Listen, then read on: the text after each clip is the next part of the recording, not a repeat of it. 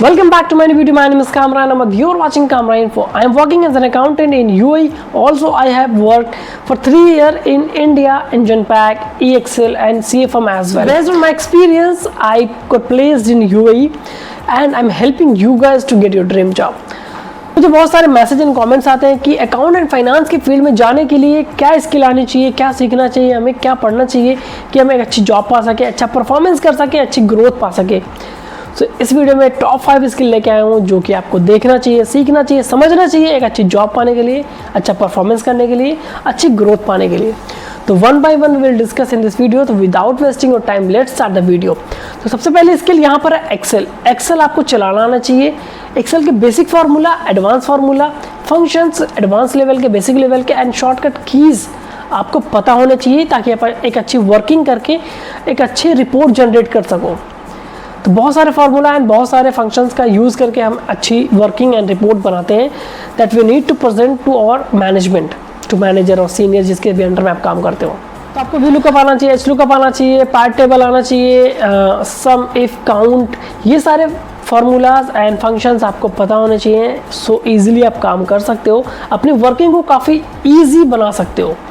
तो एक्सेल के अंदर ये सारी चीज़ें हमें करनी पड़ती है, एक अकाउंटेंट को करनी पड़ती है डेली लाइफ में। तो Excel plays a very important role accountant की लाइफ में।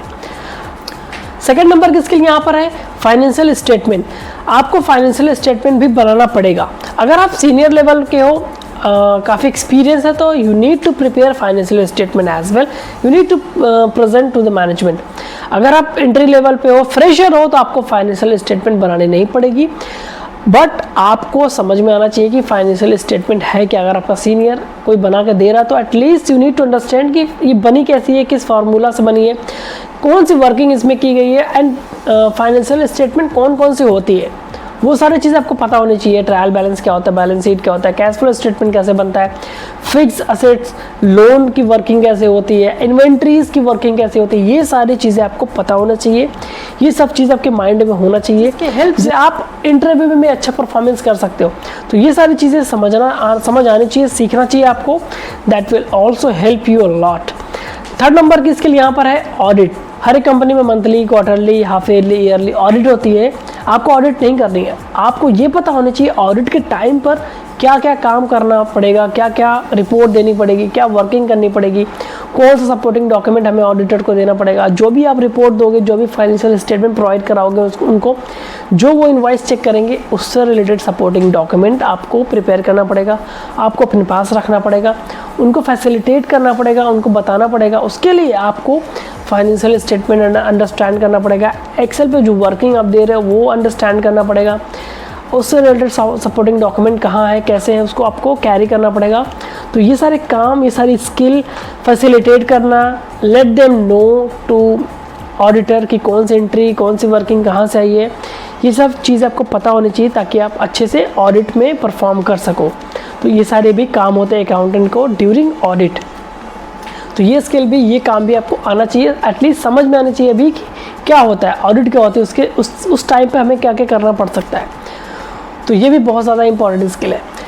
4 नंबर की स्किल यहाँ पर अकाउंटिंग सॉफ्टवेयर, जो कि सभी अकाउंटेंट को अकाउंटिंग सॉफ्टवेयर पे काम करना पड़ता है। उसके फीचर, उसके फंक्शन, उसके टी कोड्स पता होने चाहिए कि किस टी कोड से, किस फंक्शन से हम पेमेंट कर सकते हैं, किससे हम रिसिप्ट पास कर सकते हैं, किससे क्रेडिट नोट पास कर सकते हैं, किससे हम इन्वेंट्री मैनेज कर सकते हैं।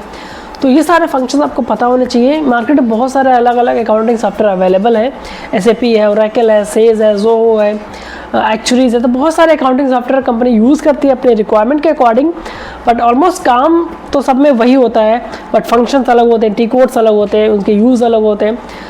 तो एटलीस्ट आपको पता होना चाहिए फंक्शंस। अगर आप पेबल में जा रहे हो तो पेबल के अंदर हमें क्या क्या करना पड़ सकता है, रिसीवल में है तो क्या क्या हमें फंक्शंस का यूज़ करना पड़ेगा, पेरोल में तो क्या यूज़ करना पड़ सकता है।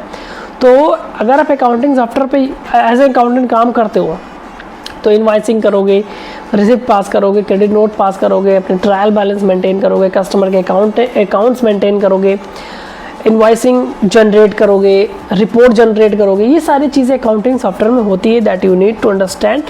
आपको पता होना चाहिए हाँ ये काम हो सकता है। जब आप प्रैक्टिकली करने जाओगे तो ईजिली सब कुछ सीख जाओगे। तो लास्ट एंड 5th नंबर की स्किल है प्रेशर हैंडलिंग स्किल, जो कि बहुत इंपॉर्टेंट है। अगर आप फाइनेंस एंड अकाउंटिंग के फील्ड में जाते हो तो प्रेशर हैंडल करना आना चाहिए, क्योंकि मंथ एंड में, मंथ स्टार्टिंग में रिपोर्टिंग से रिलेटेड, कस्टमर से रिलेटेड, पेमेंट कलेक्शन से रिलेटेड, इनवॉइसिंग से रिलेटेड, वर्क कल्चर से रिलेटेड एंड मैनेजमेंट से रिलेटेड बहुत सारे प्रेशर आ सकते हैं, नॉट ऑलवेज, बट हाँ मंथ एंड में, मंथ स्टार्टिंग में आ सकते हैं। तो उस टाइम पे आपको प्रेशर हैंडल के साथ साथ आप कौन से काम पहले करना है, कौन से काम जल्दी क्लोज करना है, किसका जल्दी रिप्लाई करना है, कि कैसे मैनेज करना है, ये सारी स्किल, ये सारी चीज़ें आपको आनी चाहिए, फुल्ली प्रिपेयर्ड होने चाहिए माइंड से। ये नहीं कि प्रेशर आ गया तो सारे काम छोड़ के बैठ गए, कुछ समझ में नहीं आ रहा क्या करें, अब जॉब छोड़ देना, ये वो नहीं।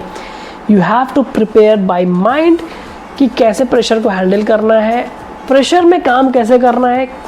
ऐसे नहीं, अगर आपके पास 10 काम है तो आपको प्रेशर है, प्रेशर क्यों आया, 10 काम आपके पास है, कुछ उसमें से इंपॉर्टेंट है, जल्दी करना है, तो 10 के काम के साथ वो भी करना है, तो जल्दी करना है, तो प्रेशर आ जाता है। तो 10 में से वो जो इम्पोर्टेंट काम है, 1-2 इम्पोर्टेंट काम है, तो 10 को छोड़ो, वो इम्पोर्टेंट काम करके हटा दो, फिर आप अपने काम पे लग जाओ।